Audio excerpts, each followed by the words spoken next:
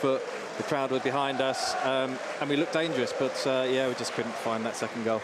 Josh, many thanks for coming on for the final few minutes. Josh James joining me late on. One or two last emails before we hand you back to the Arsenal Nation crew here. Andy suggesting that we need to spend a little bit of money. He says, Love Arsenal can't be part of this demise, need to do a little bit more. This is similar to what we saw under Arsene Wenger. And Jules says, still can't get my mind around letting Aaron go.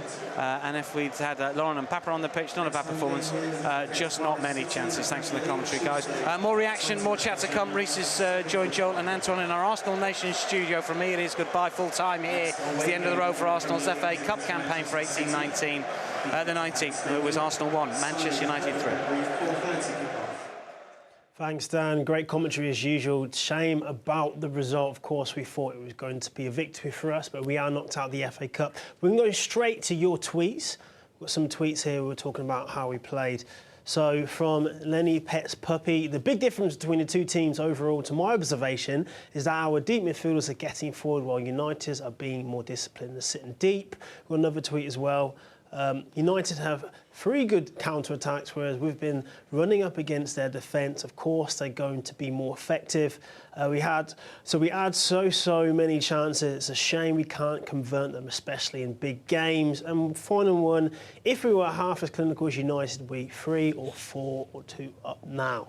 Lads, do you think those are some fair tweets? Would you agree with their analysis? Weren't we simply not clinical enough today, or was there more to the story, Reece? Yeah, I think we were disappointing in the final third, which is not particularly characteristic of Arsenal's sides. But I disagree with the midfield analogy, because Man United came to hit us on the counter-attack. That was their game plan. You know, Paul Pogba was in that position whereby he wasn't dropping into midfield with his teammates, and he wasn't supporting the attack. So he was solely there to pick up bits and pieces during the transition of the game. And it was effective to a degree, because every time he got the ball, all he did was turn and hit diagonal balls over the top and trying to stretch Arsenal. And Arsenal had 60-odd% possession in the first half, and I imagine much of the same in the second period. So, you know, when a team comes to try and hit on a counter-attack, it's up to you, the home team, the team that are in the ascendancy, to try and take the game to them. And I think it just came down to a lack of quality in the final third. Obviously, they withdrew Alex Iwobi and brought him as a Ozil to try and find that spark of creativity. But unfortunately, it just wasn't our night tonight. Joel, do you think, even though we obviously had that terrible injury to Socrates, if their game plan was hit us on the counter-attack, did that impact their game plan that much? The fact that we were changing defenders and they were winning, or did we need to just do more with the ball, as Reece was saying, really? I think at this level of football, correct me if I'm wrong, but it's a mental game as well. If I'm seeing your best players come off the pitch, immediately I have the extra spark. Now, when you've got like someone like Socrates that comes off the pitch, I'm really mental when I play games. I'll probably look at it and think, great, they're going to be a little bit weaker. And you're going to want to take advantage really quickly. If you're a professional, you know that when there's a change, when there's something that's going on a little bit, you'll try to take advantage. And I think that's got something to do with it. And I think we just looked a little bit disorganised. I know you and Dan were talking about it, Reece, earlier on, and it's true. We just kind of looked like we were lost for a little bit. And we didn't see it coming. It's an injury. It's not like a tactical substitution that we had expected. And, yeah, I just don't think we were good enough after that, to be honest. Yeah, it was very unexpected, considering that we spent most of pre-game talking about how much confidence we got from the two defenders. Yeah. We're going to see what social media is saying right now.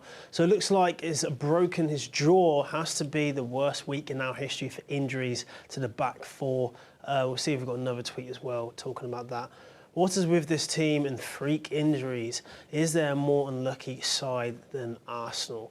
Yeah, I don't think we expected to end the game with the defence that we had, especially not simply based on tactical decisions. They're most definitely decisions based on freak injuries. So Unai has Monreal, Nacho and Lichtsteiner on the bench, but for some reason he chooses to introduce Guendouzi whilst reverting to Jack at centre-back.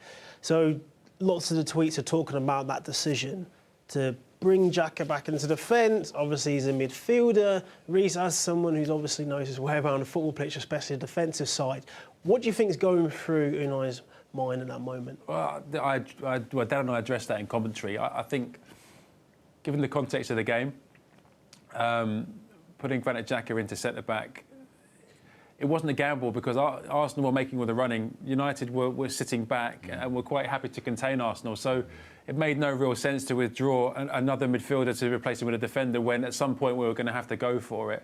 So I can empathise with Unai Emery's decision there because, as I said, with the amount of sustained pressure Arsenal were having, Granit Xhaka was only going to be really picking up bits and pieces. He wasn't, in theory, going to be tested too much in the latter stage of the second half. Obviously, the third goal was a sucker punch. We gave the ball away in midfield, and a bit of lethargy, I think, crept in the backtracking that allowed Anthony Martial to tap in the rebound from Petacek's save. But no, I don't think any blame can be apportioned to that decision. And I think it was a substitution born out of necessity, really. We had to get Mesut Ozil onto the pitch, and Guendouzi again. He can see a pass. He's got technical ability, and having somebody else with an offensive mindset would have made more sense at that point, I think. And Joel, whenever Jack has been called upon to step into defence, he's always done a fairly good job considering that's not his actual position. How did you see his performance today? I mean, to be honest with you, sometimes you just got a job to do. I don't think it's a type of performance where you look and you go, oh, how well did Xhaka do in defence? Like what Reece is saying, listen, at that particular time, we needed him to play there. Don't care how you feel. I think it was very similar, sorry to switch it back to Paul Pogba. You said that he sat in the middle, and he had the job to do. It doesn't matter how he felt about the club or how he felt. Today, that was his job and that's what he had to do. It's one of those games, really. I don't think Xhaka's performance as centre-back has anything to do with the game today. I just think he did what he had to do. Enough. Another player who's been asked to play out of position is Ainsley Maitland-Niles. We have this tweet. I'm going to read it. I'll give him his dues. Maitland-Niles' class looks proper prospect for the future. Is it fair to judge him at right back, even though he did play very well today, or is it a time in which we should give him his chance in his proper position, John? Hey, again, it's one of those games, really. You have to play when you're called upon. And I think credit to those kind of players, really good players. They can play anywhere, really. I'm not saying if you can't play anywhere, you're not a good player, but he's a talented boy. He's played there before. He's had a good game. He's doing a good job. Keep at it. I think there's other things to really worry about in the Arsenal team instead of how well Maitland-Niles did as right back today. Maurice, how hard is it for him to adjust to playing right back, considering he's not a right back at all? No, he's not a naturally right-sided defender, of course not. But he's been deployed at left back. He's been deployed at right back. He's played in central midfield. Of course, if he has if opportunity, he wants to play in midfield. But as we were talking about off air previously, players can quite often fill in and do a job at right back. And in modern football, it's such an important position. Ainsley's athleticism is why he's playing in that position. He's quick. He's got stamina. And you know what? The way Arsenal were playing today, he didn't have any cover in front of him. You don't play 4-4-2. You don't get any cover as a fullback, and you're expected to be the main source of attack, and you're supposed to be the last line of defence. It's an unforgiving position in modern football. And to be fair to him, he acquitted himself well. Okay, I think he was caught out of position for the first goal. I think he a little bit too deep. He's going to be. These are finer details that a specialist right back may or may not take on board. The reality is, he's got an opportunity to play because of the unfortunate circumstances with Bahrain, and I think he acquitted himself admirably tonight. Very true, very true. Also, just looking forward as well, it's a catalogue of injuries that are building up on us, but there's still some positives we can take in terms of hopefully getting guys back healthy, giving them some time. But we can see what's happening on Twitter as well, see what people have been saying. So these man-hugging each other, the game's gone.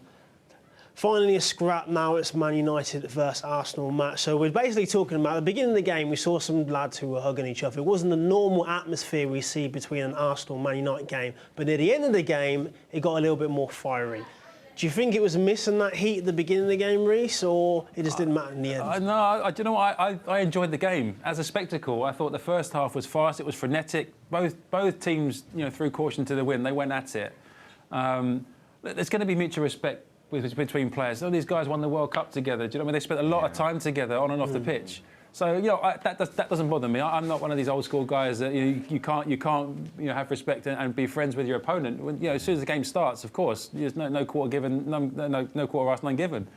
Yeah. That's not the reason why the game didn't go Arsenal's way today. It's not about that. I think tactically, Man United got their game plan right, and Arsenal were lacking in the final third. That effectively what happened. Joel, what's your reaction to the hugs or the little melee at the end? Personally, I don't like all of that. that's just me personally. I don't care if I'm playing against my best friend. Before the start of the game, I don't want to be talking to anyone. It's just what I'm like. But I do understand that the modern game is different. These guys follow each other on Twitter. They comment on each other's posts. They do things that are completely different to maybe when you were playing. So that's definitely not the reason why we lost. That's just how they do things now. But, that has, again, like what you said, it has no effect on the game. So we're going to move on. We're out of the FA Cup, but we're still in the Europa League. And, of course, we're still in the league fighting for places. We've got this tweet going to show up. Carling Cup gone, FA Cup gone, of course. We have the Europa League to battle with and finish as high as we can in the Premier League. We've got another tweet from LT Arsenal. I'm not going to lose it over this. Yeah, I know it's really nice to feel in to win the FA Cup, but our priority is the Champions League, and we're still in the top 4 race and Europa League. Would you say they're both two fair tweets, lads? Do you think we've got a good chance in Europa League still and fourth? Yeah, of course we do. I mean, who wants to win the Carling Cup and the FA Cup anyway? Do you know what I mean? No, listen, Arsenal are in decent shape in terms of where they sit league position. Of course, the injuries are unfortunate, and unfortunately, you can't legislate for freak occurrences like that. But I'm hoping that the boys don't lose heart based on this performance, because there were a lot of positives to take from it. The amount of possession Arsenal had, they controlled the pace of the game for long periods of time. It was, again, just to reiterate that lack of quality in the final third, which is uncharacteristic for Arsenal sides. And the Europa League presents a great opportunity to get back into the Champions League. It's going to be tough. There's some decent teams in there still. But also, the league campaign is still very much alive. That win against Chelsea throws us right back into the mix for top 4 qualification. So, I think Arsenal and Arsenal fans should be embracing the challenge ahead and looking forward to some positivity. Yeah. Would you second that, Joel? No, I definitely agree. I mean, it's hard. We're knocked out of the FA Cup. There's a side of me that it's the pride that hurts, because even though we've lost, it feels like we've lost the league game, and it feels like we've lost the cup game at the same time, and it's Man United, and there's just so much emotions at the moment. But, it wasn't the league. We're still sitting decent in the league, like what you've said. We've got players that will eventually come back from injury. I don't know how bad some of these injuries are, but, I'm just hoping for a better half of the season, because it hasn't been great in the last month. But we have to keep the faith. We do. So Joel was telling us to keep the faith, and of course we are still in the league and of course World Cup. So guys, I want a positive one-word summary of today's performance. I'm going to go with you first, Reece. Optimism. Optimism. Okay, Joel. Man, I don't have one word, mate. That's the challenge.